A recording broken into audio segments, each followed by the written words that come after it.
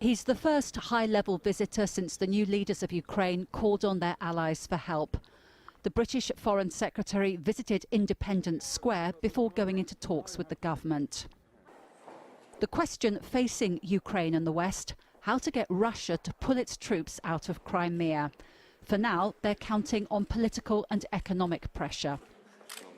Russia should be in no doubt about this. This is something that we take very seriously, that we have to take very seriously, because if this becomes the normal way of behaving in the world, of intruding upon and violating the sovereignty of neighbours, well then clearly that would be an even bigger crisis. A quick question for the Prime Minister, please. You've described a military invasion of part of Ukraine's territory. Are you satisfied that you're getting enough support? We try to resolve this crisis using only diplomatic and political tools.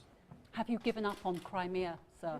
Crimea is the territory of Ukraine, and despite the presence of Russian military, despite the fact that Russian military supports an illegal government, we will tackle this problem. The Russian foreign minister has reportedly not been taking calls from Ukrainian ministers, but he was talking to journalists on Monday. This is a question of defending our citizens and compatriots and ensuring human rights and the right to life. Those who are trying to interpret the situation as a type of aggression and threaten sanctions and boycotts, these are the same partners of ours who constantly have encouraged their political forces to refuse dialogue and have ultimately polarised Ukrainian society. The next important visitor expected in Kiev is the US Secretary of State.